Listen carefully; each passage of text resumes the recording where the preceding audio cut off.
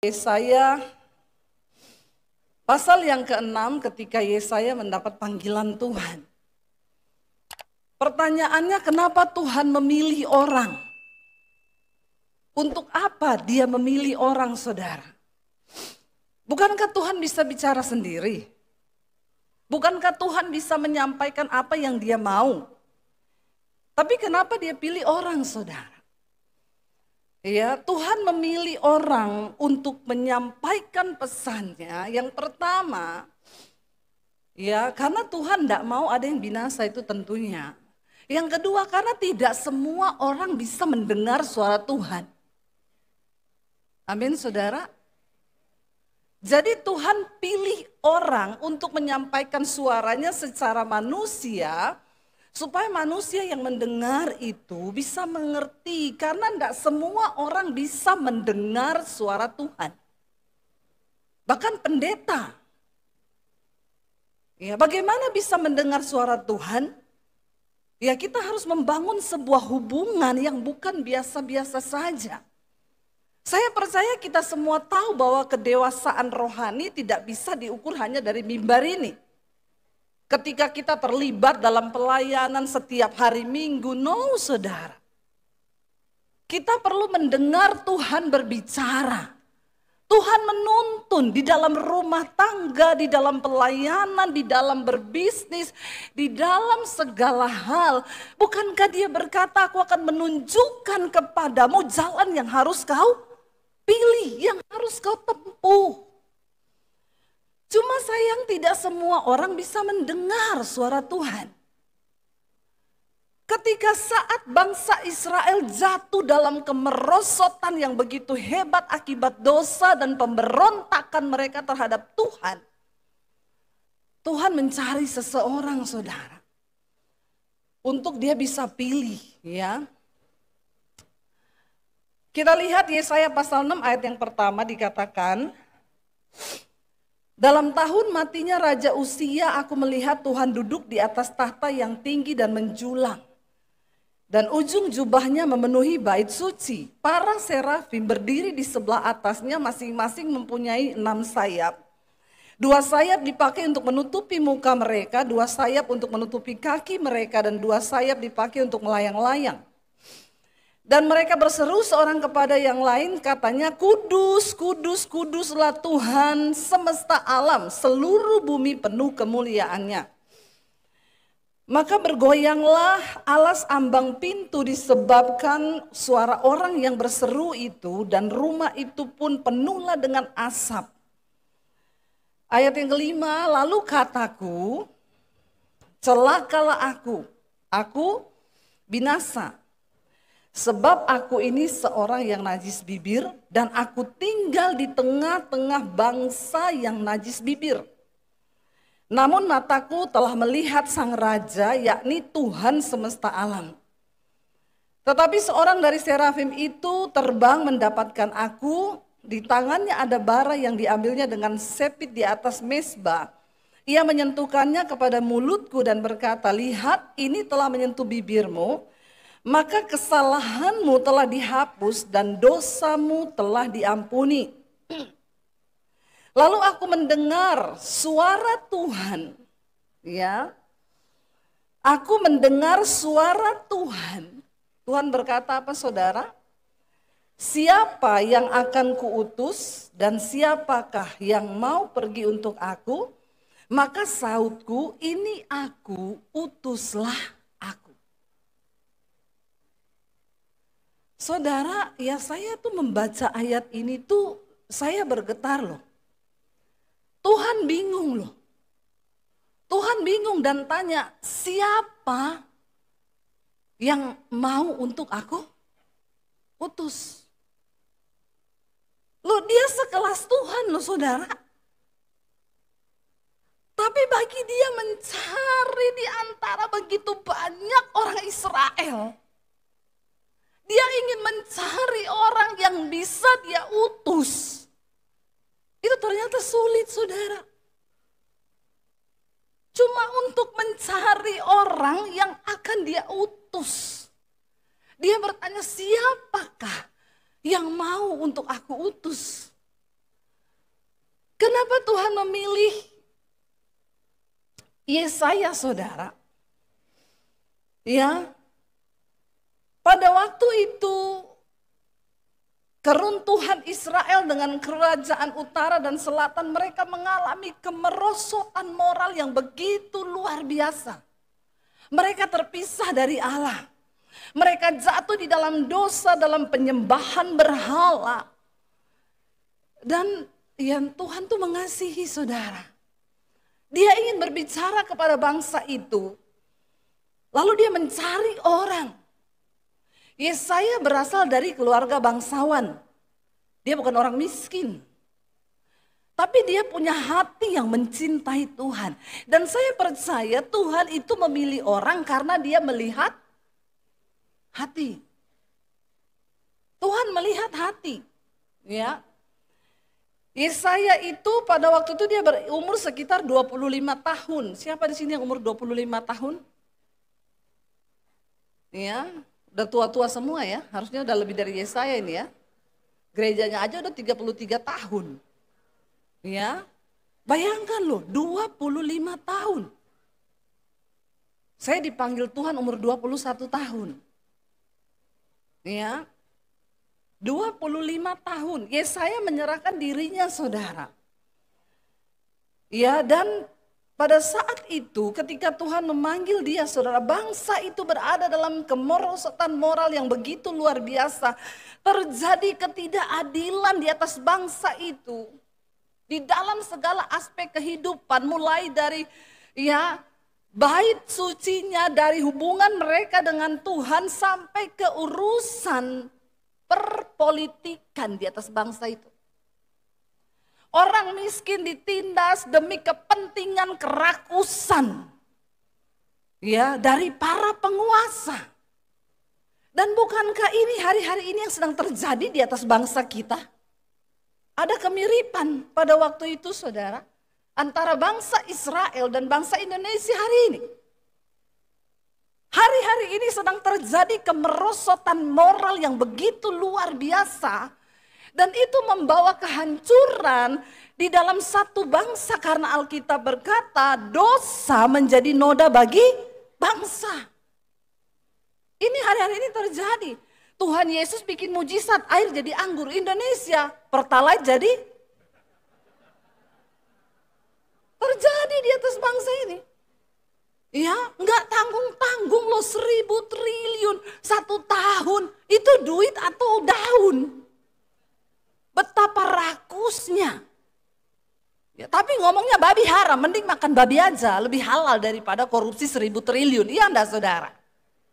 Mengerikan loh, saudara.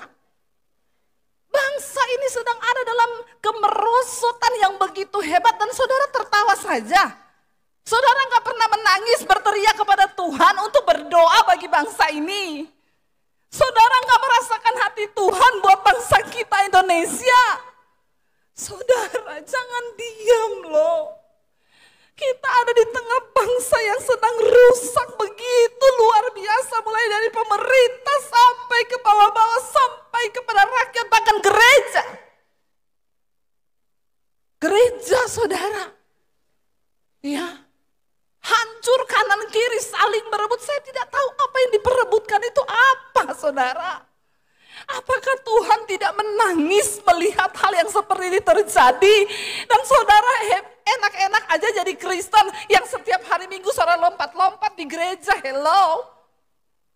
Please, saudara, please loh. Saya tuh setiap kali bersyafaat buat Indonesia. Saya merasakan hati Tuhan buat bangsa ini, saudara. Harus ada orang-orang yang menangis di atas bangsa ini. Lalu Tuhan mencari siapa yang mau aku utus. Dia temukan Yesaya. Lalu Yesaya mengalami perjumpaan dengan Tuhan secara pribadi. Orang-orang yang dipilih Tuhan wajib dan harus punya pengalaman perjumpaan pribadi dengan Tuhan. Kalau sekarang udah enggak, lulusan Amerika pulang langsung pelayanan, enggak pernah ada pengalaman pribadi dengan Tuhan. Makanya enggak tahu apa yang diceritakan di atas mimbar. Karena Tuhan melihat hatinya. Banyak orang pintar, tapi Tuhan tidak tertarik dengan kepintaranmu. Tuhan cari hatimu, dia lihat hati yang hancur, yang mau terbeban untuk pekerjaan Tuhan, melihat jiwa-jiwa yang sedang berjalan menuju kepada kebinasaan. Tuhan lihat Yesaya ini punya hati. Saat itu dia menjadi penasehat raja-raja dan para bangsawan. Lalu saudara, Tuhan datangi dia secara pribadi di rumahnya. Dia mendapat penglihatan, malaikat datang. Begitu luar biasa penglihatan tuh sampai rumahnya dipenuhi dengan kemuliaan Tuhan. Lalu hal pertama yang dia sadari, dia bilang begini, celaka aku, pasti aku mati karena aku ini seorang yang najis bibir. Dan aku tinggal di tengah-tengah bangsa yang najis bibir. Bangsa kita ini juga najis bibir. Isinya media sosialnya semua berita gorengan demi gorengan. Karena Indonesia ini suka makan gorengan. Makanya banyak yang kolesterol. Berita semua digoreng untuk saling membenci, saling mengkhianati. Saudara, kita punya pemerintahan yang ada sekarang. Ayo kita doakan bareng-bareng. Jangan dikutuki terus. Indonesia ini sukanya berantem, sukanya saling menghancurkan. Bagaimana kita ini bisa meminta kemuliaan Tuhan turun? Buka berita pagi-pagi udah isinya semua saudara bikin hilang damai sejahtera. Ya, saya bangun pagi saudara, buka. Korupsi ini, korupsi ini, korupsi itu, saya tutup langsung cepet-cepet dalam nama Yesus. Saya tidak mau lihat. Nanti enggak hati saya tercemar. Saya tutup ini, saya nyanyi-nyanyikan, hanya dekat Allah saja aku tenang. Saya ke kamar, suami saya lagi lihat HP terus gini, saya ini loh korupsinya ini, saya bilang shh. Jangan kau lihat itu, nanti otakmu tercemar. Baca firman aja, nyanyikan pujian, nggak usah banyak buka media sosial. Ada satu orang Kristen bilang gini, Bu, saya tahu Tuhan larang saya bunuh orang. Tapi kalau saya ketemu sama itu orang yang korupsi 1.000 triliun, saya bunuh dia, Bu. Bayangkan loh, ini karena dia baca berita. Udah mau jadi pembunuh. Ngeri nggak itu pengaruh media sosial dengan kehidupan kita ini? Ya, gara-gara kita baca korupsi, istrinya bilang, Pak, apa? Ini kok jadi emosi ya? Soalnya lihat 1.000 triliun. Saudara, kita sedang ada di dalam keadaan yang hari ini tuh seperti ini loh. Dan akhirnya saudara Yesaya bilang, celaka aku najis bibir, aku pasti mati. Lalu malaikat tahu, Tuhan tuh tahu apa yang ada di hati kita. Malaikat bilang, aku membawa bara. Dan bara ini kusentuhkan ke mulutmu. Dan hari ini juga semua dosamu dihapuskan dan mulutmu dikuduskan oleh Tuhan. Syarat pertama untuk kita bisa berkata, ini aku Tuhan, utus aku. Kau harus selesai dengan dirimu sendiri dulu, katakan. Amin. Yang pertama selesai dengan dosamu, saudara. Kita nggak mungkin bisa dipakai Tuhan kalau kita masih jatuh bangun terus di dalam dosa.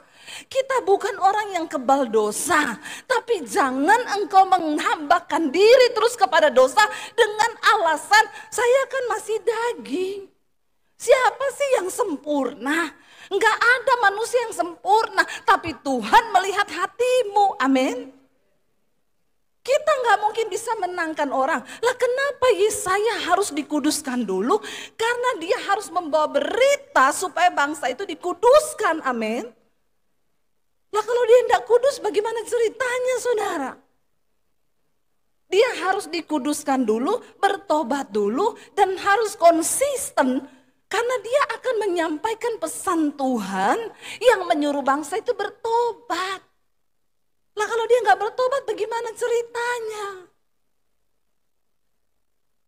Nggak bisa saudara, tidak bisa main-main. Dia dikuduskan dulu. Dia membawa berita apa saudara? Yang pertama, Tuhan sampaikan sebuah ancaman. Kalau kamu tidak bertobat, maka engkau akan hancur. Bangsamu ini akan jatuh dalam malapetaka. Kebinasaan akan terjadi. Bertobat, serukan tentang pertobatan. Yang kedua, kasih mereka pengharapan. Kalau mereka mau bertobat, maka aku sanggup memulihkan keadaan mereka. Itu berita yang harus dia bawa kepada bangsa itu. Tapi tidak mudah memang saudara. Untuk menyampaikan berita tentang pertobatan itu tidak mudah.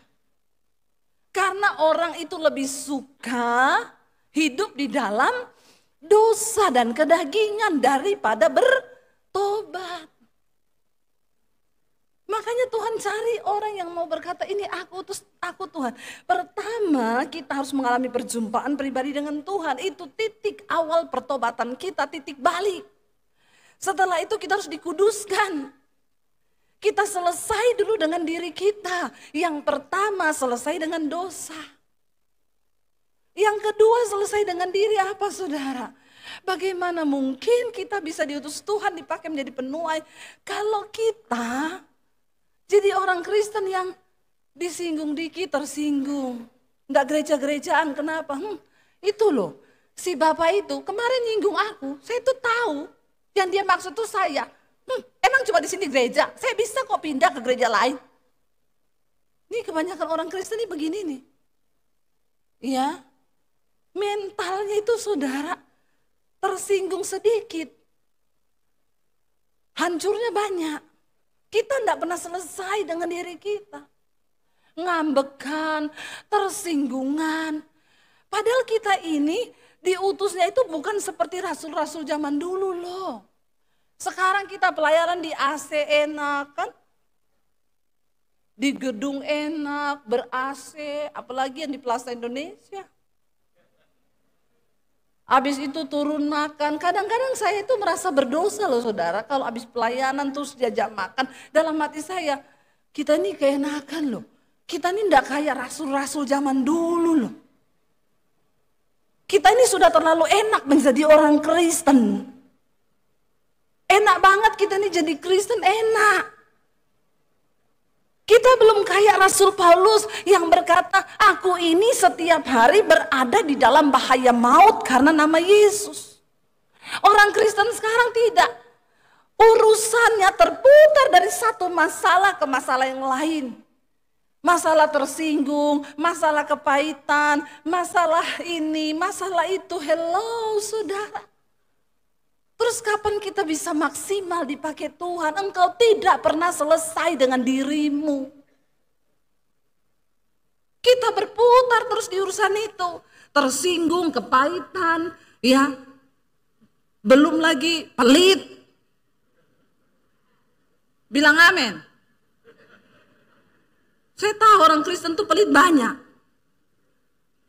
Bukan cuma orang yang bersinah yang masuk neraka, orang kikir tidak masuk surga. Bilang kanan kirimu, bertobat kau, jangan pelit. Amin. Ini persoalan-persoalan kita ini, kita nggak selesai dengan diri kita nggak pernah selesai. Ya, kalau udah masalah uang udah tersinggung itu. Ya. Nggak mau datang soalnya udah mulai dimintain sumbangan. Ya. Tuhan melihat hatimu loh saudara. Tuhan melihat hati kita. Ketika kita ini mau dipakai Tuhan untuk menjadi penuai dan berkata ini aku utus aku Tuhan. Ya ini aku utus aku Tuhan. Dan ketika kita menyerahkan diri untuk dipakai Tuhan itu habis-habisan kita selesai dengan diri kita. Orang yang mau dipakai Tuhan harus rela berkorban. Korban waktu, korban tenaga, korban pikiran, korban.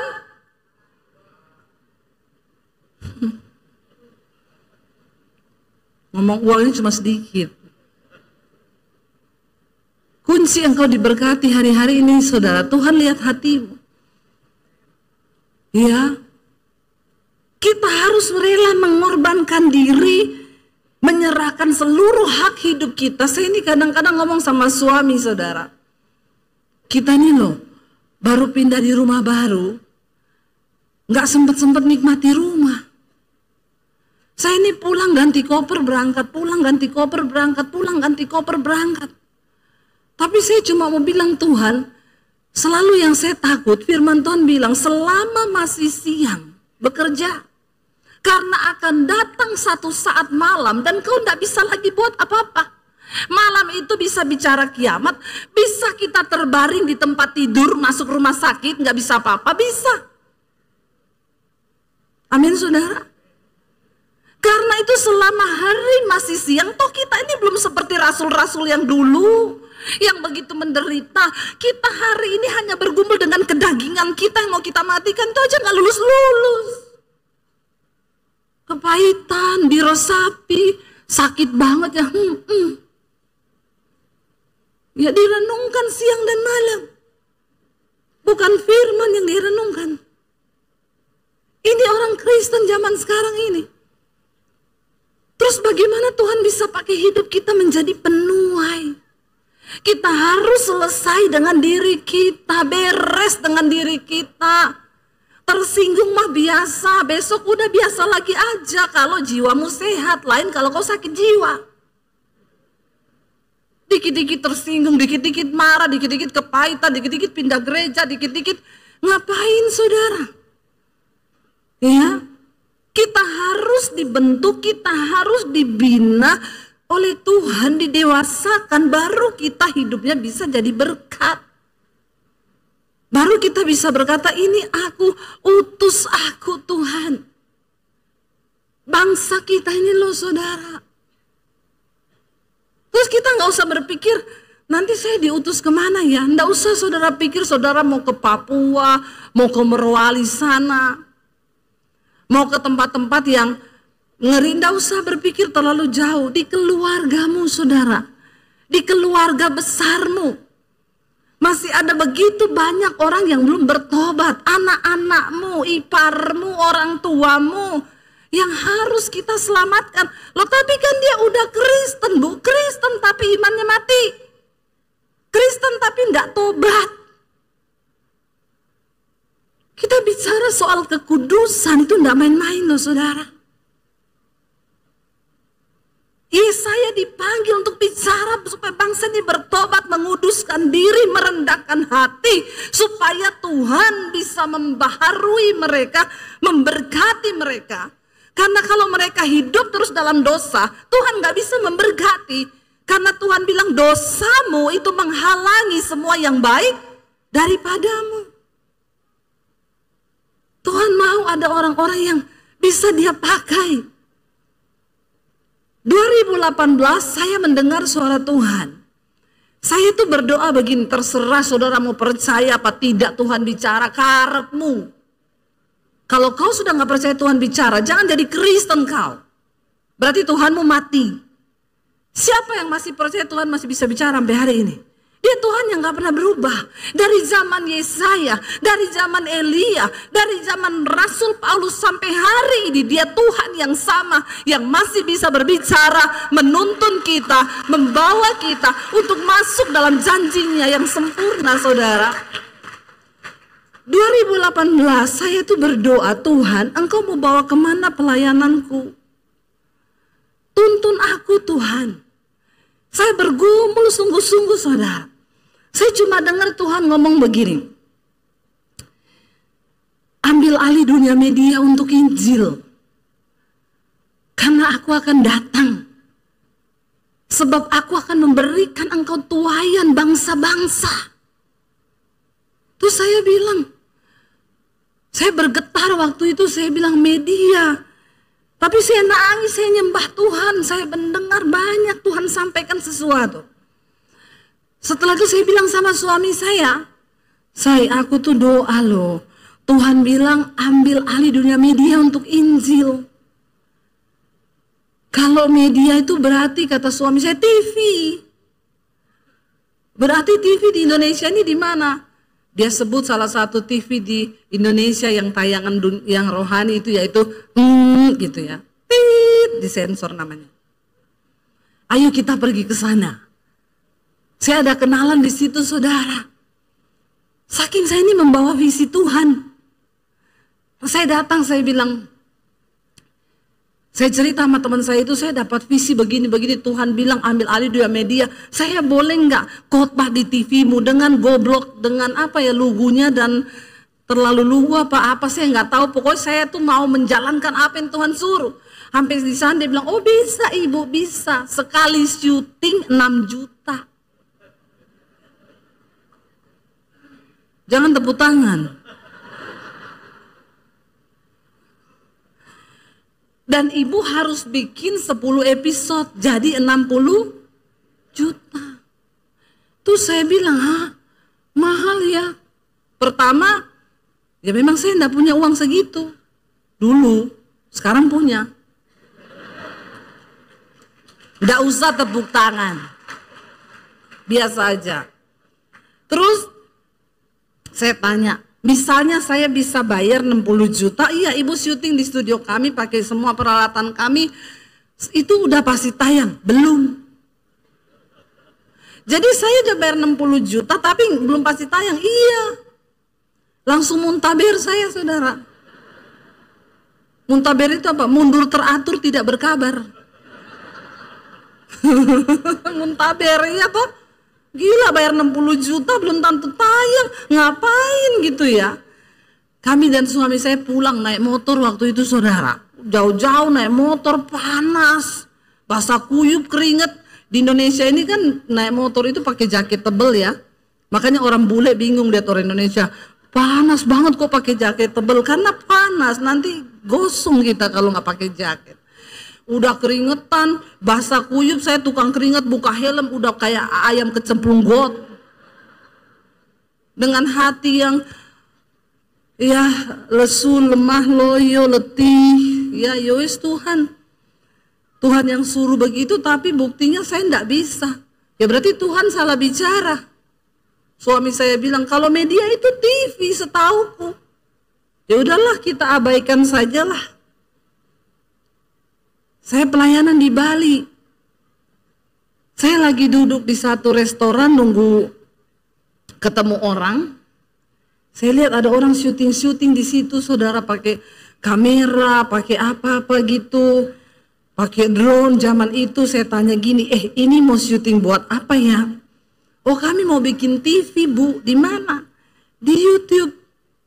Oh emang bisa? Bisa bu, malah pakai HP aja bisa, nggak usah pakai kamera bagus-bagus. Saya bilang, ini jawaban Tuhan ini. Tapi waktu itu kan YouTube belum top, saya pulang, saya bilang sama suami, aku tahu Tuhan udah jawab. Di YouTube dia bilang, opo meneh ini. Piye caranya YouTube itu? Ya udah pelajarilah, ini kan Tuhan yang suruh. Saya kan enggak tahu kalau 2020 akan ada pandemi itu. Tapi Alkitab berkata Tuhan memberitahukan rahasianya kepada orang-orang yang takut akan Dia, yang bergaul karib dengan Dia, dan Dia akan menuntun kita hamba-hamba Tuhan untuk melakukan apa yang Dia mau. Lalu saudara saya bilang sama suami, ya ini loh, kita waktu itu syuting-syuting awal-awal. Cari lighting pakai sinar matahari. Karena kan enggak punya duit ya, pakai HP pokoknya yang terang-terang. Mulai bikin saudara waktu itu satu. Tiba-tiba 2020 pandemi itu datang. Gereja tutup. Jangan anggap remeh itu pandemi saudara. Itu cara Tuhan untuk berbicara kepada bangsa ini, kepada seluruh dunia. Bahwa kalau Tuhan pengen kita mati hari ini, mati bisa mati semua loh kita ini. Kalau kita masih tersisa melewati masa pandemi ini, berarti kan itu ada rencana Tuhan. Jangan santai loh, ada sesuatu yang masih Tuhan percayakan lewat hidup kita. Tiba-tiba pandemi datang, gereja tutup. Orang gak bisa beribadah. Akhirnya orang mulai cari khotbah-khotbah di YouTube. Tapi begitulah manusia, waktu itu ketakutan semua saudara. Doa tiap hari karena takut mati tuh. Bagus juga kalau Tuhan izinkan begitu terus, itu masuk surga semua pasti nih. Karena kan lagi takut semua tuh. Kalau sudah begini kan udah lost lagi nih, udah semua dugem lagi, mabok lagi, selingkuh lagi, homo lagi, bersinah lagi ya toh. Tapi kalau begitu tuh semua takut saudara. Ya, ketakutan. Tapi kalau di gereja nyanyi luar biasa.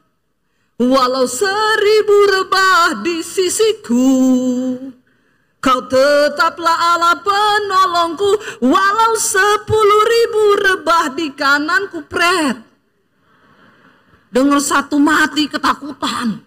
Kemana-mana bawa alat semprotan virus. Sampai kita juga mau mati disemprot sama dia saudara. Saking takutnya, ada orang-orang datang. Sudah pakai helm, pakai ini. Saya bilang, Bu saya bukan virus loh. Sekali lagi kau semprot saya, awas ya. Saking ketakutan di situ terlihat saudara.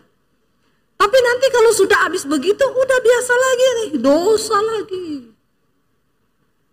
Ya, sampai kapan? Sampai kapan?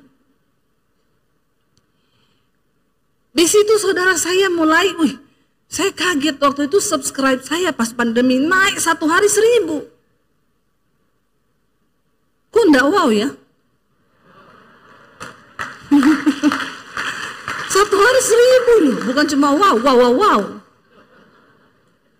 Itu sih Tuhan ya. Tiap hari naik 1000. Orang ketakutan semua. Dan cuma satu yang Tuhan titip di mulut saya keluar, jangan takut. Kalau belum waktunya mati, kau tidak akan mati. Tapi kalau sudah waktunya mati, biar kau sembunyi di ujung lubang mana, akan mati juga kau. Lebih baik sekarang kau bertobat, cari Tuhan. Orang akhirnya mulai di situ bertobat, cari Tuhan. Tiap malam kita mesbah doa saudara. 50.000 yang nonton dari seluruh dunia. Saya mulai melihat pertobatan terjadi, Injil diberitakan. Saya pikir setelah pandemi selesai, ternyata sampai hari ini, ya, udah mau 5 tahun, mesbah doa tetap ada, mesbah syukur tiap malam tetap ada. Tetap ada. Karena saya udah bilang, ini aku Tuhan, utus aku.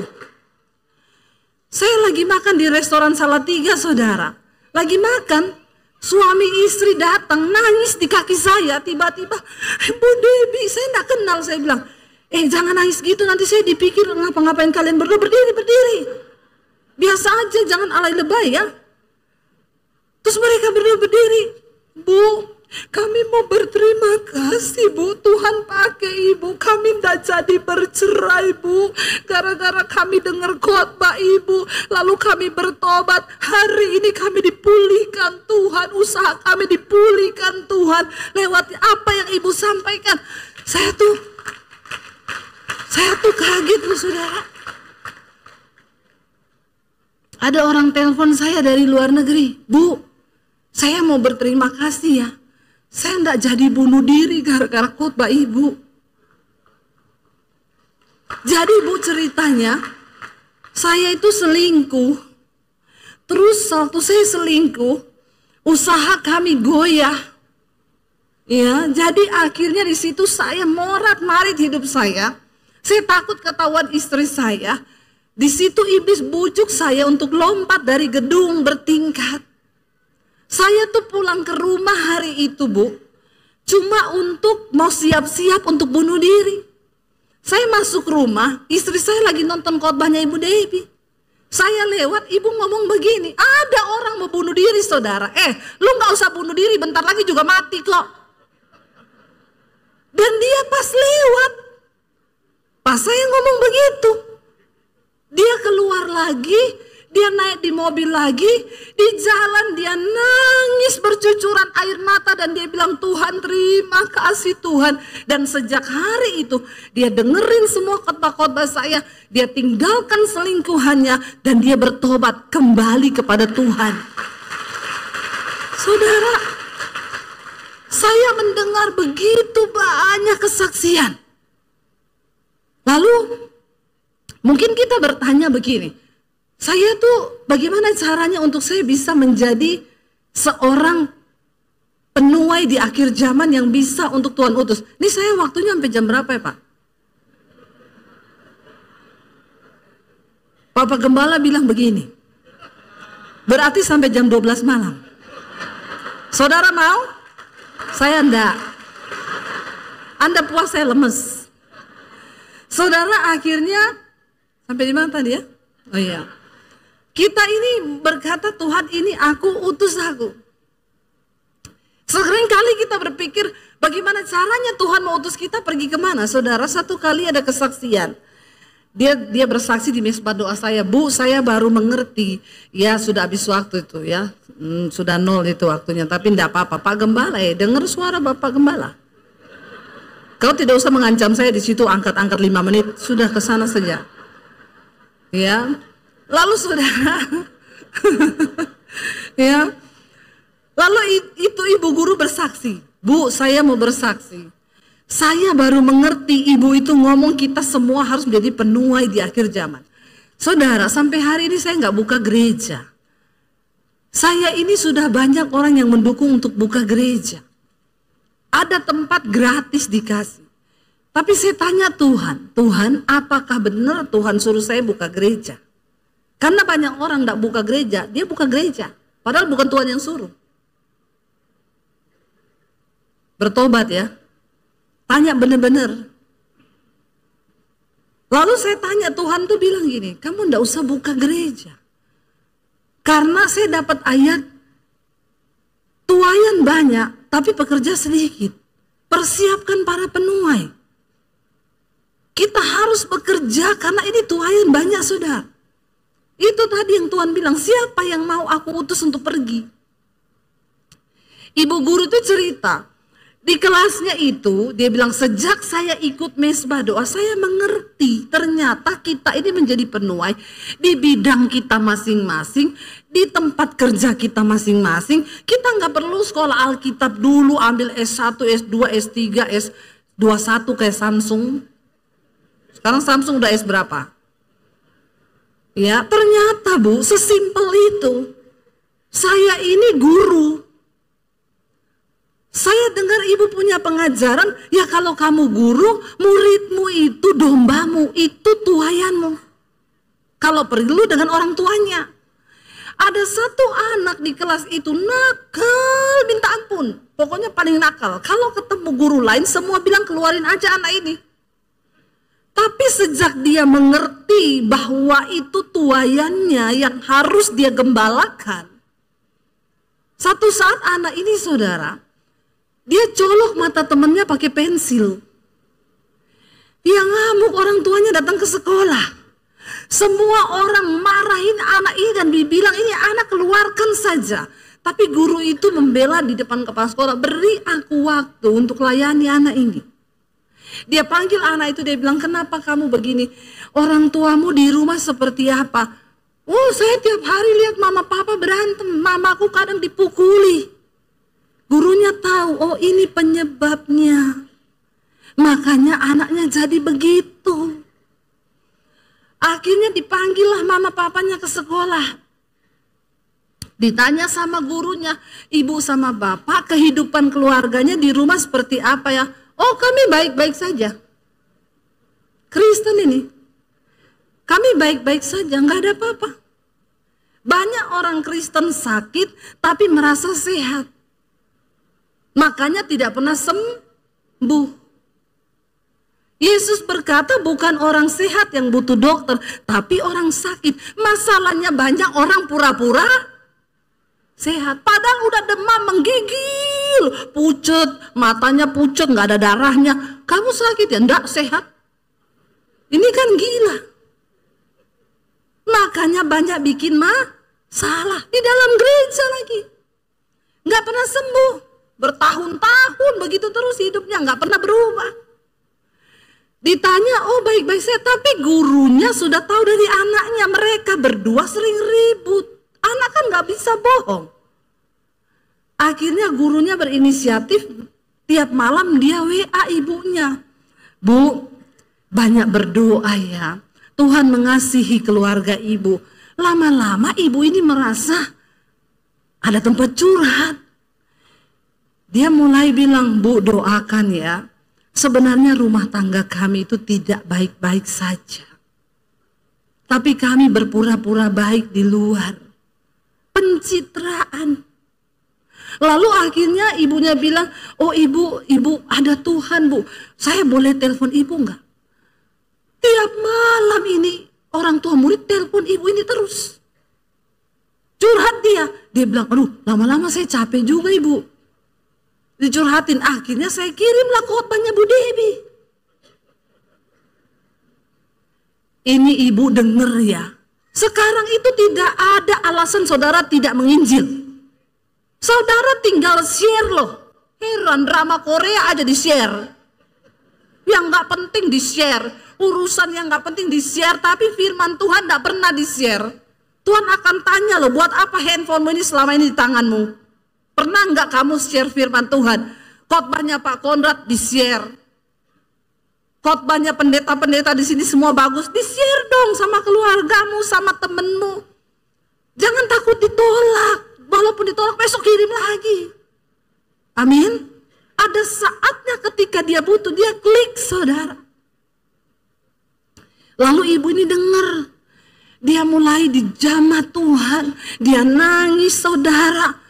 Lalu dia mulai berdoa buat suaminya. Dan keluarga mereka dipulihkan. Waktu keluarga mereka dipulihkan, anak ini mendapat kasih sayang. Anak ini berubah karakternya.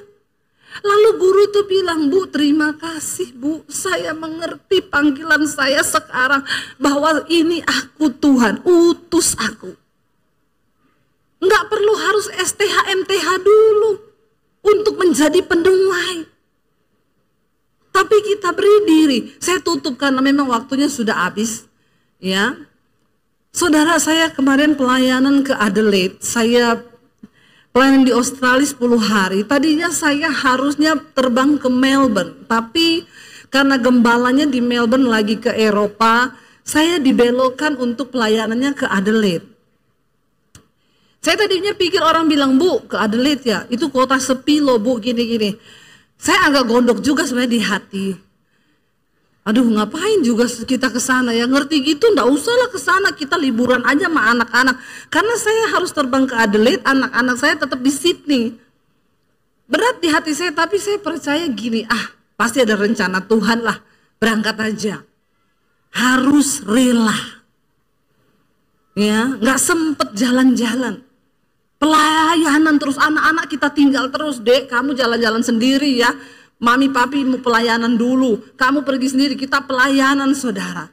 Tapi Tuhan itu memperhitungkan semua jeripaya upah yang kau kerjakan buat kepentingan kerajaannya. Waktu saya sampai di sana, saya ketemu ibu gembala. Ibu gembala cerita sama saya, Bu, dia juga ada sedikit persoalan. Kami saling menguatkan, tapi saya sangat dikuatkan dengan, siapa yang suruh kau naik?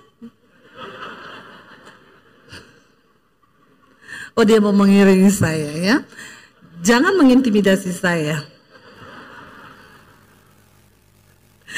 Terus saudara, enggak, saya bercanda, jangan kau kepahitan lagi sama saya. Besok udah gak pelayanan, kenapa? Kepahitan sama Bu Debbie, sayang kau rugi. Saudara, terus ibu gembala cerita, Bu saya ini kesempatan hidup yang kedua. 5 tahun yang lalu, saya turun dari pesawat. Saya lumpuh Bu, di pesawat saya ke toilet, saya keluar, tiba-tiba saya kehilangan tenaga, saya lumpuh total di pesawat. Jadi ketika saya turun dari pesawat, saya langsung dibawa ke rumah sakit. Sampai di rumah sakit saya ditangani 8 profesor, dokter hebat di sana. Mereka akhirnya memvonis dia kena kanker limfoma dan sudah stadium akhir yang sudah menjalar sampai ke saraf-sarafnya. Dan akhirnya dokter bilang sama suaminya dan keluarganya semua, umurnya tinggal beberapa hari. Jadi ya, tapi izinkan kami tetap akan operasi, bukan untuk sembuh, tapi kami hanya mau ambil untuk dipelajari aja ini kasusnya. Akhirnya suaminya merelakan, namanya juga ya dokter berusaha. Ketika dioperasi saudara, selesai itu keluarganya bilang, dok nggak bisa di kemo, tidak ada gunanya karena umurnya tinggal beberapa hari. Dia diletakkan di salah satu ruangan yang bagian orang-orang yang sudah mau mati. Jadi setiap hari dokter masuk, yang dia dengar dokter gini, masih hidup toh. Tiap hari yang dia dengar, yang sini sudah mati dok, oh iya. Yang ini belum, hebat ya masih hidup. Setiap hari yang dia dengar itu. Besok lagi dokter datang, masih hidup, masih dok. Akhirnya dokter putuskan, karena dia ada kemungkinan kok ini tidak mati-mati, malah hidup, malah bertahan. Kita kemo, kata dokter. Waktu di kemo hari yang kedua saudara, dia sudah tidak berdaya karena memang sudah tidak bisa makan, kulitnya sudah hitam, rambutnya sudah botak semuanya.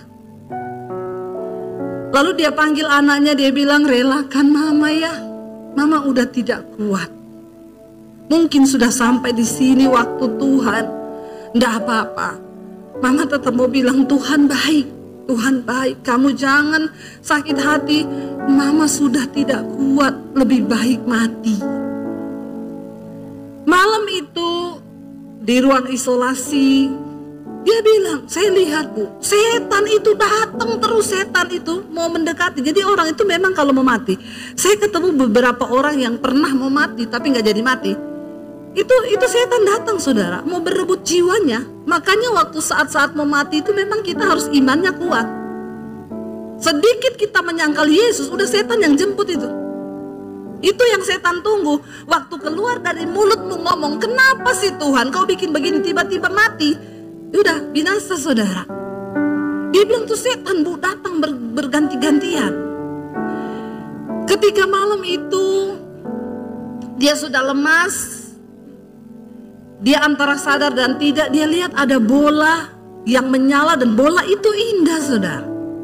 Lalu dia kejar bola itu, berguling, tiba-tiba dia sampai di satu taman yang indah sekali.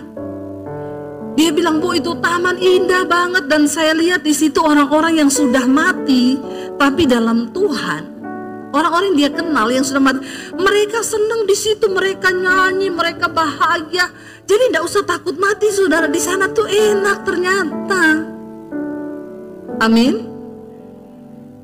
Semua orang yang pernah mati disuruh pulang, tidak mau. Yang saya heran orang di bumi ini masih pengen tinggal terus di sini. Padahal masalah banyak, utang banyak, tapi tidak mau mati. Yang semua pernah ke sana disuruh pulang tidak mau. Dia bilang enak bu, indah, udaranya bersih, orang nyanyi di situ, tidak ada masalah. Waktu dia tangkap bola itu saudara, lalu Tuhan bicara sama dia. Aku izinkan semua ini terjadi. Tuhan kasih tahu dia banyak hal, tapi kamu belum waktunya ada di sini. Lalu dia nangis, dia bilang Tuhan, aku tidak mau pulang lagi ke bumi Tuhan. Aku pengen di sini, tidak bisa. Dan dia bilang air matanya itu benar-benar dia nangis waktu dia terbangun. Itu benar-benar air matanya itu berlinang banyak saudara. Dia benar-benar nangis, tidak mau pulang ke bumi. Tapi Tuhan tuh bilang begini, satu ini yang saya tangkap. Kamu harus pulang ke bumi dan ingatkan jemaat bahwa aku segera datang. Persiapkan dirimu, aku segera datang. Saudara, saya baru ngerti kenapa Tuhan kirim saya datang ke situ. supaya saya bisa menyuarakan kesaksian dia, pengalaman dia yang Tuhan ingin disampaikan untuk mengingatkan umat Tuhan, gereja Tuhan, bahwa dia segera datang. Persiapkan gerejaku. Dia bilang sama saya gini, Bu, kalau kita dengar orang bilang Tuhan mau datang tuh biasa ya, tapi saya dengar dari mulut Tuhan sendiri tuh roh saya terbakar, Bu. Saya menyala, Bu, waktu itu, dan benar-benar itu seperti hidup banget perkataan itu. Saya bilang terima kasih ya, Bu. Kesaksian Ibu meneguhkan apa yang saya dapat hari-hari ini untuk mempersiapkan jemaat itu menuju kedatangan Tuhan. Saudara, siapa yang akan aku utus, kata Tuhan. Biar kita berkata hari ini hidup kami Tuhan. Saya mau melayani Tuhan. Saya mau melayanimu dengan semua yang aku miliki. Bangkit berdiri bersama saudara. Tidak selamanya kita harus mengerti jalan Tuhan, tapi untuk selamanya kita harus belajar percaya kepada Tuhan. Sekalipun mengikuti jejaknya itu berat. Seringkali apa yang kita mau secara daging tidak terjadi. Tapi percaya saudara, waktu kau ikut jejaknya Tuhan. Ayub berkata begini saudara, perintah dari bibirnya tidak kulanggar, dalam sanubariku kusimpan ucapan mulutnya. Mari dengarkan firman Tuhan dan simpan itu dalam hatimu. Waktu engkau menyimpan firman dalam hatimu, maka firman itu yang akan menuntunmu saudara, untuk mulai mengikuti kehendak Tuhan. Waktu kau simpan firman dalam hatimu, maka firman itu yang akan berkuasa membawa engkau sampai pada tujuannya Tuhan. Karena firman itu berkuasa, dan firman itu dikatakan akan mengerjakan setiap apa yang disuruhkan Allah untuk terjadi dalam hidup kita. Bahkan Ayub berkata begini, tetapi Tuhan itu tidak pernah berubah. Siapa dapat menghalangi Tuhan? Perhatikan saudara, kalau hari ini engkau belum mencapai satu tujuan di hidupmu, jangan salahkan orang lain. Jangan pernah salahkan gara-gara dia ini saya nggak bisa dapat ini. Jangan pernah salahkan nih gara-gara dia ini sampai saya hari ini harus begini. Waktu Tuhan yang menentukan untuk engkau dapat mencapai sesuatu, maka dikatakan tidak ada yang bisa menghalangi Tuhan. Tidak ada yang dapat menghalangi kuasa Tuhan yang besar untuk membawa engkau digenapi janji itu dalam hidupmu. Gak ada. Tidak ada satu manusia yang berkuasa pun saudara, yang dapat menghalangi jalan Tuhan atas hidupmu. Bagian kita cuma duduk di kaki Tuhan dan belajar percaya. Ajar kami memahami Tuhan, apa maksudmu dari setiap ujian ini. Waktu kau tahu bahwa ayat ini berkata, siapa dapat menghalangi Tuhan? Karena itu saya selalu belajar untuk menerima bahwa kenyataan apapun yang kita hadapi hari ini itu seizin Tuhan. Dia tidak pernah terlalu cepat. Tuhan gak pernah buru-buru saudara. Walaupun kita udah gebelet banget pengen dapetin itu, tapi Tuhan bilang tunggu. Kalau aku belum berkata, itu gak akan terjadi. Waktu kita mengerti cara Tuhan ini, kita nggak mudah menyalahkan orang lain gara-gara dia itu. Sampai saya nggak bisa begini, gara-gara dia itu. Stop. Karena Tuhan, kalau dia sudah menetapkan sesuatu, ayat ini berkata, tidak ada satupun yang dapat menghalangi Tuhan. Tidak ada satu kuasa pun yang dapat menghalangi kehendak Tuhan terjadi. Apa yang dikehendakinya, perhatikan. Ayat ini berkata begini saudara. Baca bersama. Apa yang dikehendakinya dilaksanakan juga. Karena apa? Ia akan menyelesaikan apa yang ditetapkan atasku, dan banyak lagi hal yang serupa yang dimaksudkannya. Tuhan akan melaksanakan ketetapannya atas hidup kita. Hari ini bagian kita berkata, Tuhan, tuntun aku berjalan di dalam jejakmu. Hari ini banyak hal yang tidak kami mengerti. Waktu-waktu ke depan mungkin masa yang suram, kekelaman. Tapi waktu Engkau datang dan berkata pada Tuhan, aku mau Tuhan ajar kami memahami semua rencana-Mu atas hidup kami. Maka Dia Tuhan yang turut bekerja mendatangkan kebaikan atas hidup kita. Bangkit berdiri bersama saudara. Angkat hatimu pada Tuhan. Serahkan hidupmu kepada Tuhan malam ini. Ini adalah titik balik. Bilang, Tuhan, biar malam ini menjadi titik balik hidupku kepada Tuhan. Kami datang, Tuhan, memberi hidup kami kepadamu.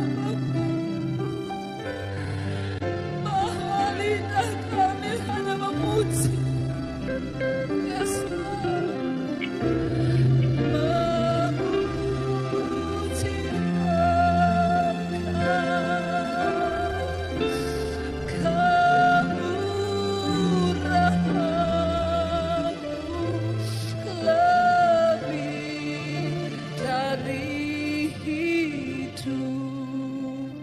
Tutup mata dalam hadirat Tuhan. Bapa, lihat setiap hati kami malam ini. Kami datang Tuhan. Tuhan yang tahu hidupmu masing-masing saudara. Dan malam ini Dia cuma mau Engkau beri hidupmu yang sungguh-sungguh bagi Dia. Tidak peduli dosa apapun yang sedang hari ini Engkau lakukan. Tuhan tidak pernah melihat masa lalu, tapi Dia tunggu engkau yang sekarang untuk menyerahkan hidupmu kepada Tuhan.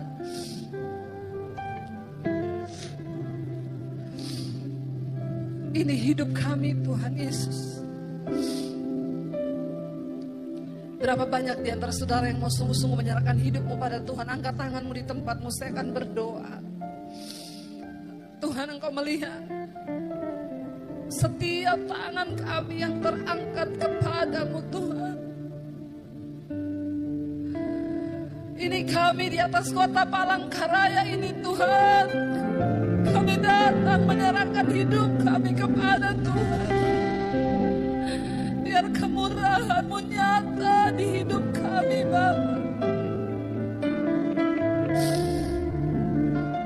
Ya Yesus, kami tahu malam hari ini surga bersorak-sorai melihat setiap anak-anak-Mu datang menyerahkan hidup mereka kepada Tuhan. Jesus, sebab tidak ada persembahan yang menyenangkan hati Tuhan selain persembahan hidup yang kudus dan yang berkenan kepada Allah.